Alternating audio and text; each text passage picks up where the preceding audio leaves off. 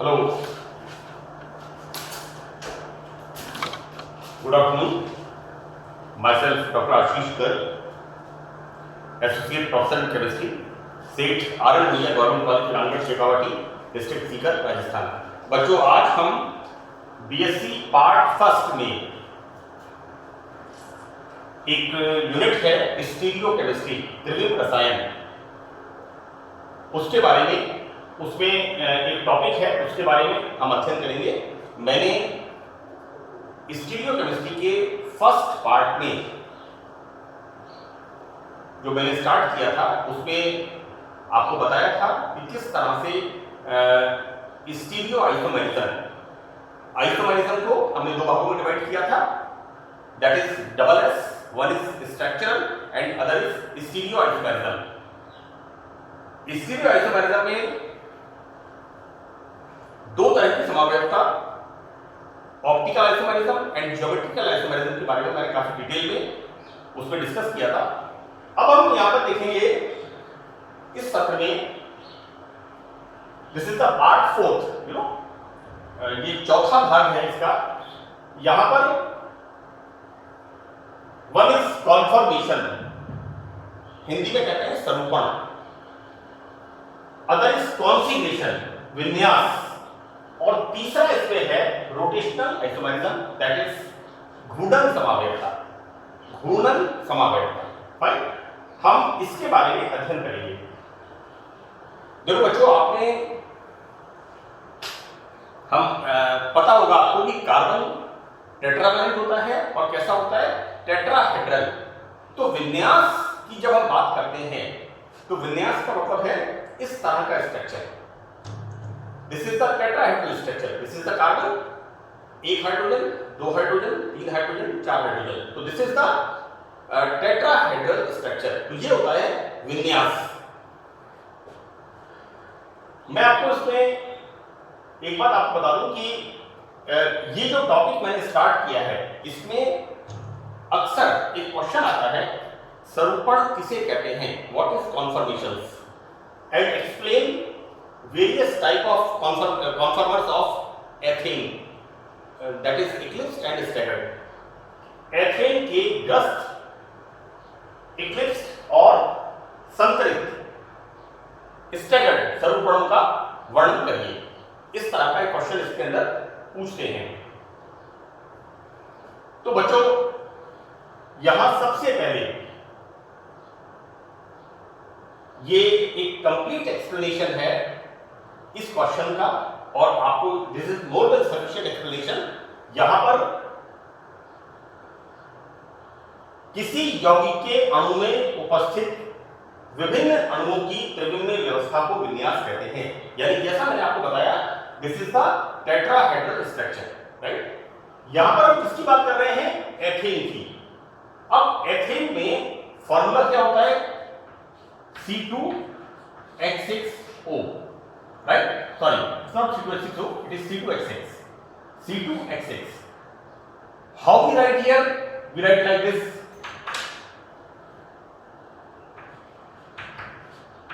इसको हम इस तरह से लिखते हैं, राइट। अब हम क्या मान लेते हैं, suppose this is C1 and this is C2, दो कार्बन है, हमें इसके विन्यास को बताना है। मैं कोशिश करूंगा हाथ में इसको मॉडल फ्रेम करके, देखो this is the carbon, one hydrogen, two hydrogen, three hydrogen, मैंने कहा है C1 एंड C2। हम बात कर रहे हैं विन्यास की, किसका विन्यास, एथेन का। तो क्या होता है, इस तरह का स्ट्रक्चर, इस तरह का स्ट्रक्चर, लाइक दिस। यहां पर ये तीन फिंगर्स हाइड्रोजन डिनोट कर रही है, और जो पेन के सिरे लगे हुए हैं ये किस बात को बता रहे हैं, कार्बन को बता रहे हैं। तो इस तरह से CH3 सिंगल बॉन्ड CH3 हम इसको बताते हैं। तो ये होता है इसका विन्यास। यहां पर कार्बन क्या है, टेट्राहेड्रल। तो स्पेस के अंदर ये जो मीथेन का अरेंजमेंट है टेट्राहेड्रल, राइट, इसको हम कहते हैं विन्यास। This is the configuration. अब होता यह है कि एथेन में कार्बन कार्बन सिंगल बॉन्ड, तो यहां क्या होता है, कार्बन कार्बन, यहां पर देखो बच्चों ये लिखा हुआ है कार्बन कार्बन सिंगल बॉन्ड। मैं आपको एक बात बताऊं, एक स्ट्रक्चर एथेन का इस तरह का है, this is the structure, fine. इस स्ट्रक्चर में देखते हैं, suppose this is C1 and this is C2, C1 C2, this is C1 C2। Now you see what's going on. इस स्ट्रक्चर में ध्यान से आप देखिए, C1 ये वाला कार्बन के पीछे कार्बन है, और यहां पर हम क्या देखते हैं, आगे वाला CH3। आप प्रत्येक फिंगर को देखिए, आगे वाले हाथ की जो फिंगर्स हैं उन्होंने पीछे वाले हाथ की फिंगर्स को कवर किया हुआ है। यहां पर फिंगर्स का मतलब है हाइड्रोजन, यानी यहां पर क्या हो रखा है, आगे वाले CH3 ने पीछे वाले CH3 को कंप्लीटली ढक रखा है, तो इसको हम कहेंगे ग्रस्त रूप। यहां पर जब इसका स्ट्रक्चर हम लिखते हैं तो इसका स्ट्रक्चर हम थोड़ा सा तिरछा करके देखते हैं, तो तिरछा करके सपोज मैं आपको इस तरह से दिखाऊंगा, तो यहां पर आपको ये क्लियर नहीं होगा कि किस तरह से आगे वाला CH3 पीछे वाला CH3, लेकिन अगर आप इसको तिरछा करके थोड़ा देखते हैं, जैसा मैंने वहां पर चित्र बनाया है, तो तिरछा करके देखने पर हमें आगे वाले CH3 और पीछे वाले CH3 में कार्बन और हाइड्रोजन की पोजीशन बिल्कुल क्लियर स्पष्ट होती है। यहां पर ये पेन क्या इंडिकेट करता है, कार्बन कार्बन सिंगल बॉन्ड, इसको इंडिकेट करता है, कार्बन कार्बन सिंगल बॉन्ड को मैंने बता दिया, this is C1 and this is C2, इस तरह से इसको इंडिकेट कर रहा है। अब यहां पर हम क्या करें, आगे वाले दिस इज C1 को रखें इस तरह, C1 को रखें कांस्टेंट, और पीछे वाले CH3 को इस तरह से रोटेट कर दें, तो होता क्या है, आगे वाले दोनों हाइड्रोजन के बीच में पीछे वाला हाइड्रोजन है, बीच में, इन बिटवीन, राइट। यहां पर क्या हो गया, हमने इसको कांस्टेंट किया और इसको रोटेट कर दिया, तो रोटेट करने से क्या होगा, ये इधर चला गया, ये इधर आ गया और ये इधर आ गया, and this is the structure. तो इसे हम कहते हैं संतरित रूप, राइट। यहां पर अभी मैं पहले आपको बताना चाह रहा हूं कि यहां पर किस तरह से कार्बन कार्बन में रोटेशन होता है, क्योंकि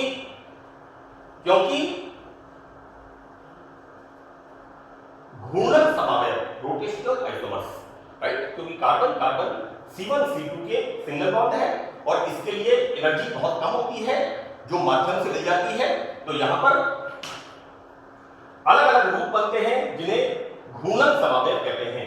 अब यहां पर जैसा मैंने आपको बताया, ये जो आइसोमर्स बनते हैं इनमें एनर्जी डिफरेंस बहुत कम होता है, तो ये आपस में एक दूसरे में परिवर्तित होते रहते हैं, तो इन्हें हम कहते हैं, ये जो बनते हैं these are the rotational isomers, तो इनको हम कहते हैं स्वरूपक, these are called conformers, this is the conformation।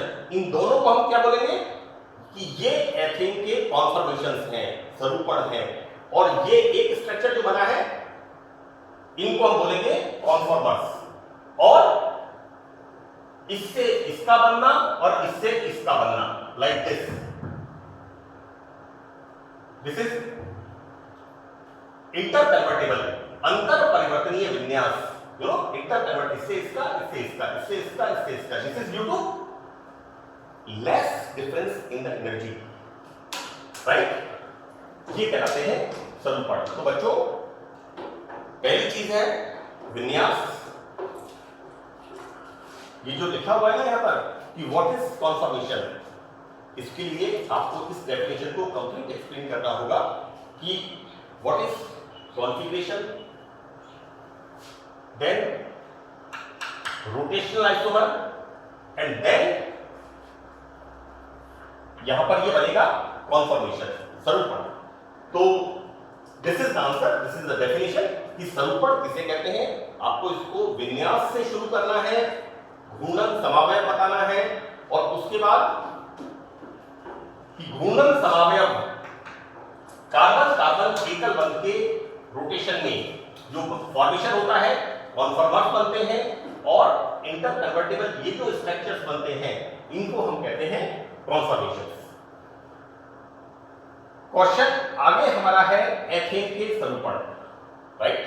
तो बच्चों क्या होता है, एथेन में दो तरह के कॉन्फॉर्मेशंस हैं, दो तरह के सरूपण एथेन में मिलते हैं। एक तो होता है ग्रस्त सरूपण और दूसरा होता है संतरित सरूपण। ग्रस्त सरूपण इंग्लिश इसका है eclipsed form and while this is the staggered form, right. तो two type of conformations of ethane is कौन से हैं, one is the eclipsed form and other is the staggered form. तो बच्चों you had name solar eclipsed, right. तो क्या हम क्या देखते हैं कि सोलर इक्लिप्स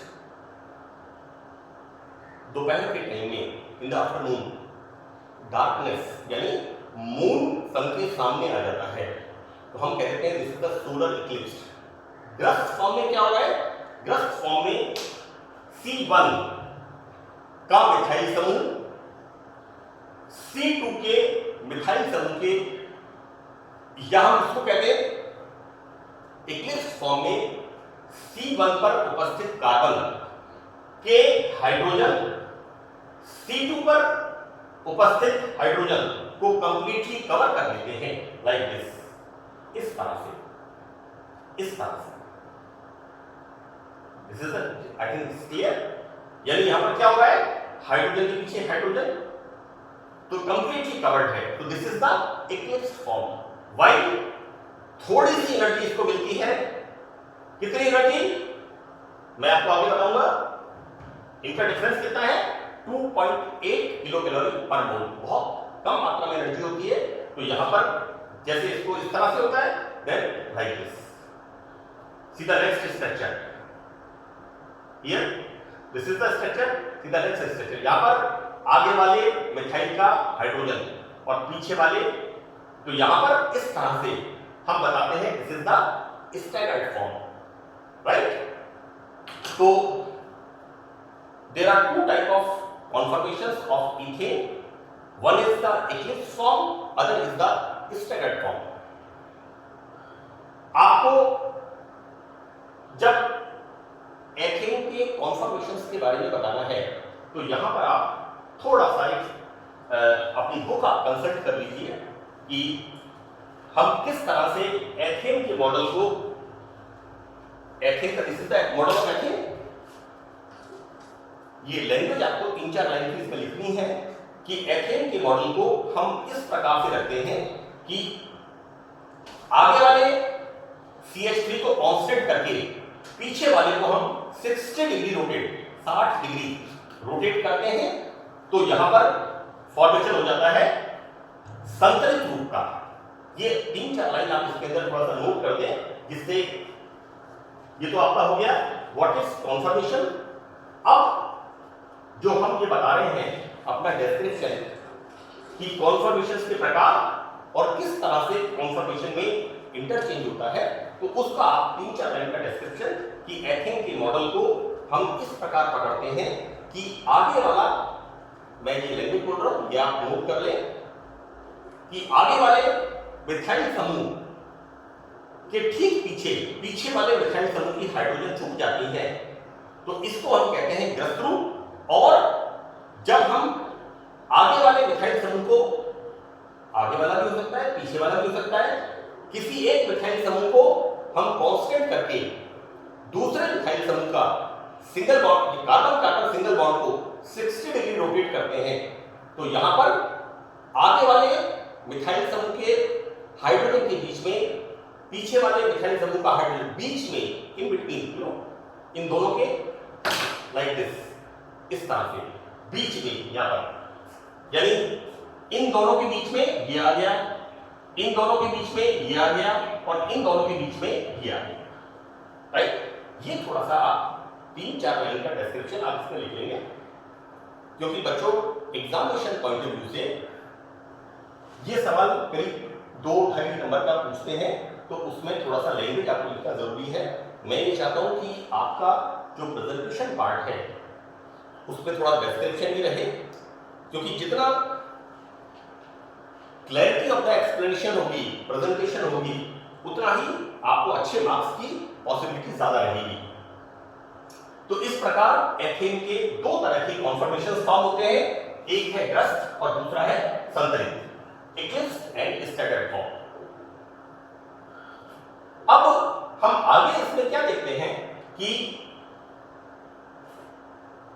जो एथेन के कॉन्फॉर्मेशंस बनते हैं, कॉन्फॉर्मर्स बनते हैं, स्वरूपण जो बनते हैं एथेन के। एक बात और बच्चों ऐसा है कि हिंदी मीडियम कई बार बच्चे कहते हैं सर हमारा इंग्लिश मीडियम है, हिंदी मीडियम है। मैं बच्चों को ये कहूँगा, चाहे वो किसी भी मीडियम के हो, जहाँ तक हो सके ये टर्मिनोलॉजी जितनी भी है, conformer, conformation, that is configuration, rotational isomer, ये आप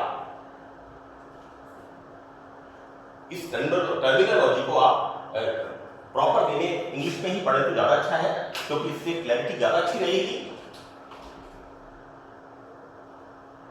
मैं आपको बताऊं कि मैं जब हाइड्रोजन बॉन्ड्स पढ़ाता हूं तो किसी भी किताब के अंदर हिंदी में 3 शब्द हैं। एक है अंतः अणु, दिस इज अंतः अणु हाइड्रोजन बंध।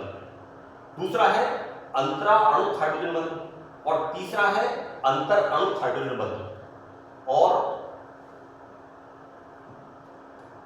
ये जो आप कौन सा पास होने के लिए सीरीज वगैरह पढ़ते हैं, सब में गलत शब्द लिखा हुआ है तीनों के बारे में।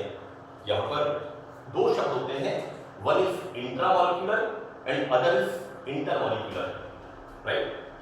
हमारी स्टेट राजस्थान है, तो राजस्थान स्टेट में यदि बिटवीन 2 डिस्ट्रिक्ट टूर्नामेंट होते हैं within the intra state, within the state, right, but Rajasthan और Haryana that is inter state, fine. तो हम जब बॉन्ड्स की बात करते हैं वहां पर 3 शब्द हैं, अंतः, अंतरा और अंतर।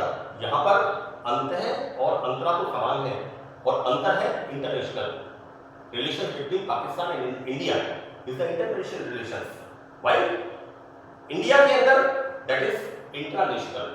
हम कई बार पढ़ते हैं ना कि हमारा देश का मसला है, इट्स नॉट ए, इसको इंटरनेशनलाइज ना करें।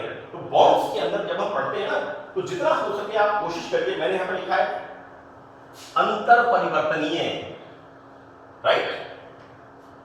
यहां पर एक दूसरे में चेंज होता है, इससे उसका, उससे इसका, राइट। इंटरमॉलिक्यूलर कॉन्फिगरेशन, यहां पर अलग अलग। तो इस टर्मिनोलॉजी को थोड़ा सा कोशिश करें, क्योंकि बहुत सिंपल सी बात है। अब हम क्या करते हैं, जो स्वरूपण बनते हैं, स्वरूपण जो बनते हैं उनका प्रोजेक्शन, उनका निरूपण, उनको हम कैसे समझाएंगे। So this is called projection of conformers, right. इसको हिंदी में लिखा हुआ है स्वरूपणों का निरूपण, राइट। तो किस तरह से हम इसको प्रोजेक्ट करते हैं, किस तरह से हम एक्सप्लेन करते हैं। तो यहां पर इसके 2 तरीके हैं, एक तो है सॉ हॉर्स प्रोजेक्शन, और बच्चों की हिंदी में लिखा है इसको इस तरह से सा हॉर्स। तो I think this no difference of Hindi Angrezi का कोई चक्कर नहीं है, आप कोशिश करिए, बहुत सिंपल सिंपल सी बात है। दिस इज द सा हॉर्स प्रोजेक्शन फॉर्मूला, राइट। तो 2 तरह से हम जो कॉन्फॉर्मर्स बनते हैं उनको 2 तरह से एक्सप्लेन करते हैं। देखो बच्चों, इस टॉपिक में हम बिल्कुल सिस्टमैटिक चल रहे हैं। First of all, what is conformation, conformation, और कॉन्फॉर्मेशन बताने के लिए सबसे पहले आपको कॉन्फिगरेशन बताना जरूरी है, इसको बताना जरूरी है। उसके बाद आपको घूर्णन समावयव, रोटेशनल आइसोमर्स बताने जरूरी है कि किस तरह से यहां पर इन दोनों बॉन्ड्स में रोटेशन होता है और रोटेशनल आइसोमर्स बनते हैं, और जो रोटेशनल आइसोमर्स बनते हैं इनको हम क्या कहते हैं, कॉन्फॉर्मर्स, राइट, और इसको हम कहते हैं कॉन्फॉर्मेशन, राइट। ये जो दो बनते हैं आइसोमर्स इनको हम कहते हैं कॉन्फॉर्मेशन, राइट। साहर्स प्रोजेक्शन फार्मूले में यहां पर ये कार्बन कार्बन बॉन्ड है, हम यहां पर इसको दो तरीके से, ये जो प्रोजेक्शन है ना, प्रोजेक्शन का मतलब है इसको एक्सप्लेन कर रहे हैं हम, निरूपित कर रहे हैं इसको हम, इसका हिंदी शब्द है सरूपणों का निरूपण। तो एक तरीका है sawhorse projection. So this is what, यहां पर साहर्स प्रोजेक्शन में क्या होता है, इस तरह से, हमने इस तरह से पढ़ा है इसे, या फिर हम इसको इस तरह से पढ़ते हैं जैसे मैंने आपको ये लिखा हुआ है। अब इसको हमने कैसे लिखा हुआ है, इस तरह से, राइट। अब हम क्या करते हैं, ये जो मैंने या तो इस तरह से है या इस तरह से है, लेकिन साहर्स प्रोजेक्शन फार्मूले में क्या बता रखा है कि इसको हम तिरछा करके देखते हैं, लाइक दिस, जैसा आगे लिखा हुआ है, लाइक दिस, ठीक है।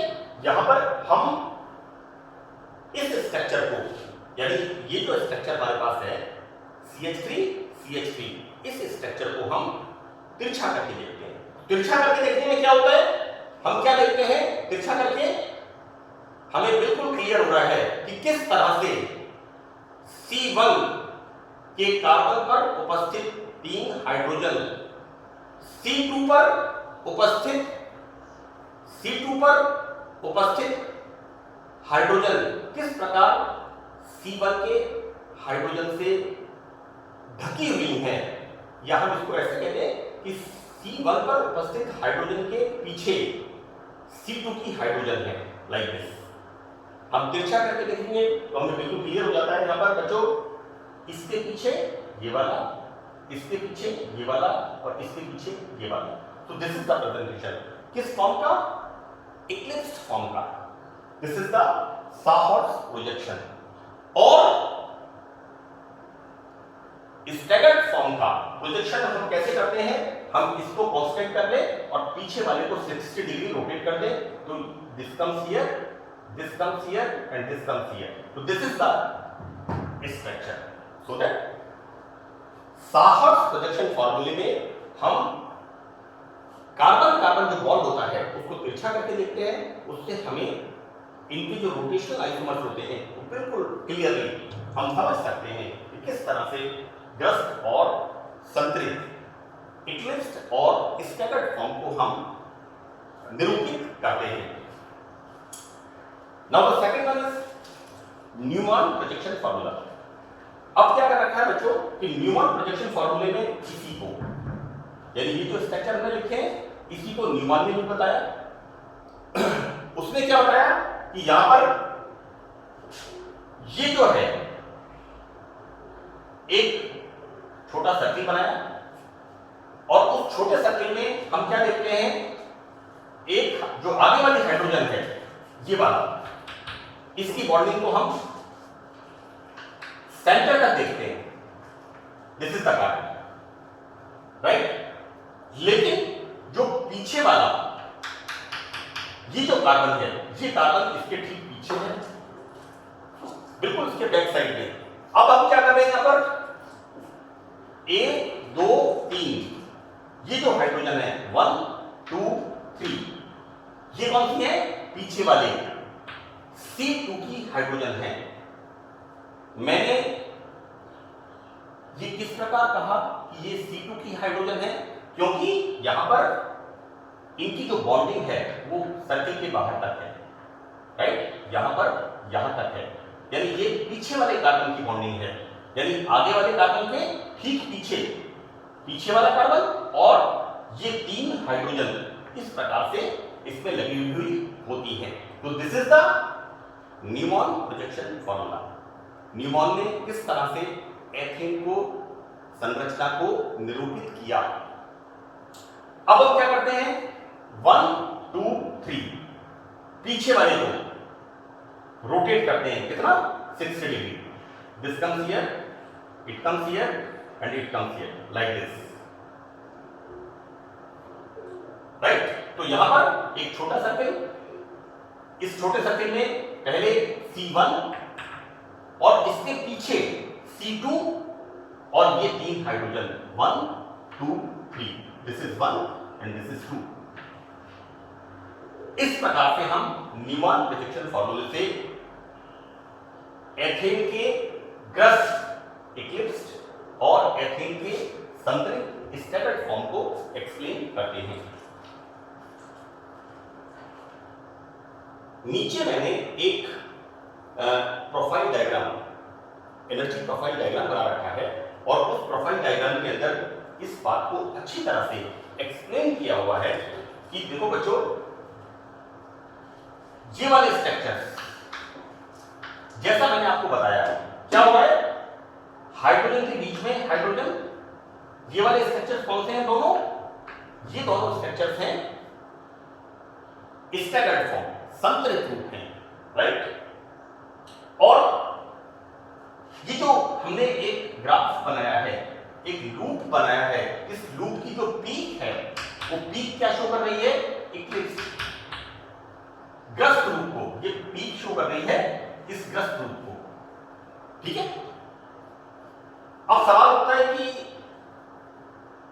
इक्लिप्स रूप तो पीक पर है और staggered form, these are the संतरित स्टैगर्ड फॉर्म, ये नीचे की तरफ है।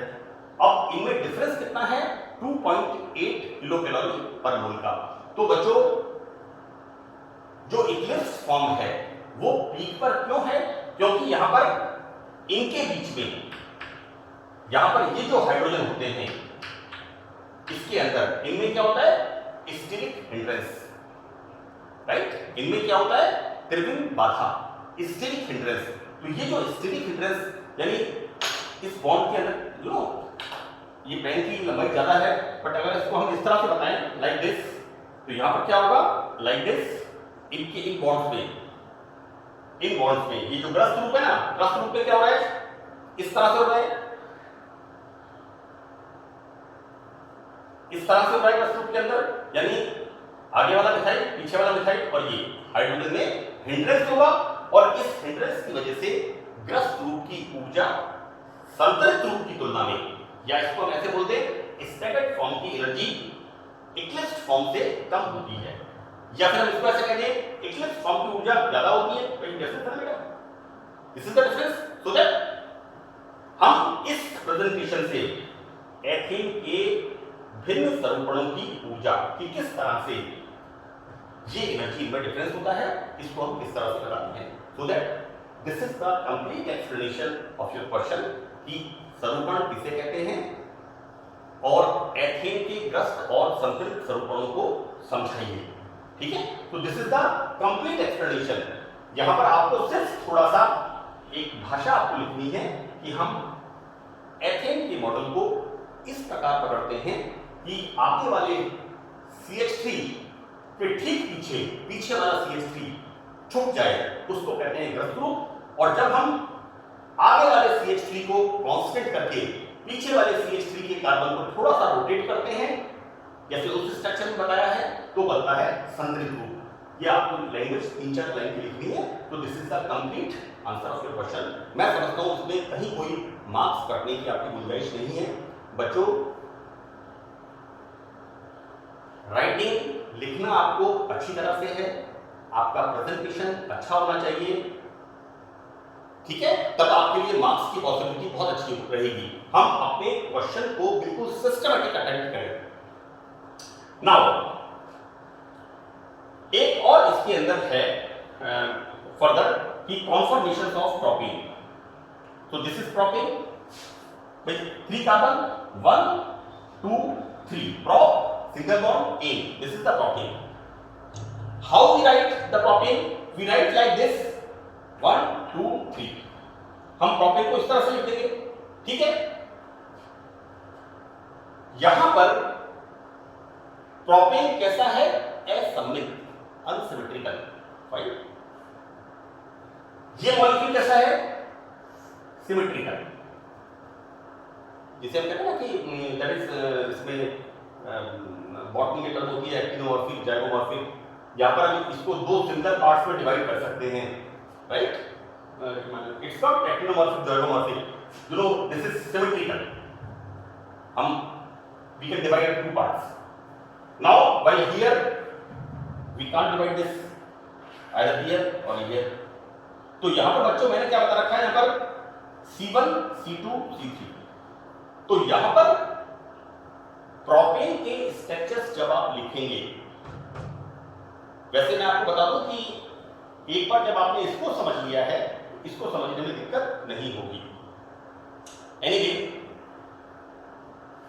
This is the structure CH3, CH2, CH3. इसको हम लिखते कैसे हैं?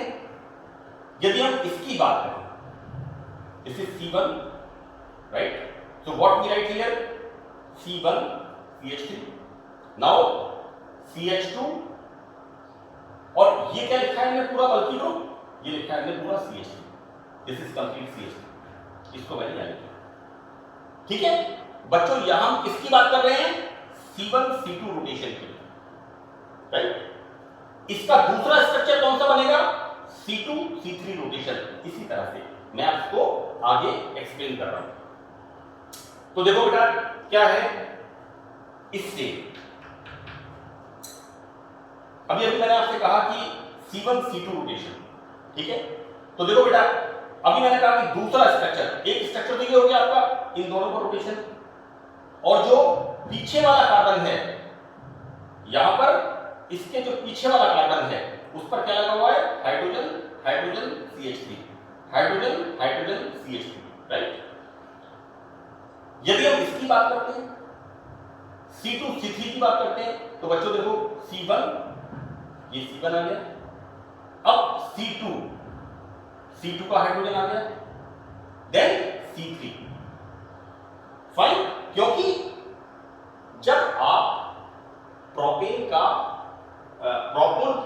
के कॉन्फॉर्मर्स की बात करेंगे, आपसे जब सवाल पूछा जाएगा राइट डाउन कॉन्फॉर्मेशंस ऑफ प्रोपेन, तो वहां पर आपको C1 C2 रोटेशन दिखाना पड़ेगा और C2 C3 रोटेशन भी दिखाना पड़ेगा. So it's very simple.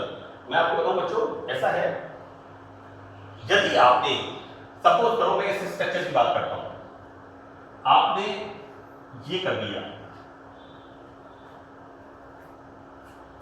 Right? तो ये क्या बन गया? This is 1, this is 2, this is 3. तो ये क्या हो गया? ये हो गया C2 and C3 rotation, right? यदि आपने इसकी जगह आपने ऐसे कर दिया, तो ये क्या हो गया? This is C1, this is C2 and this is C3. बहुत सिंपल है. जब आपने एथेन के कॉन्फॉर्मर्स को पढ़ लिया तो प्रोपेन के कॉन्फॉर्मर्स भी आप आसानी से पढ़ लोगे.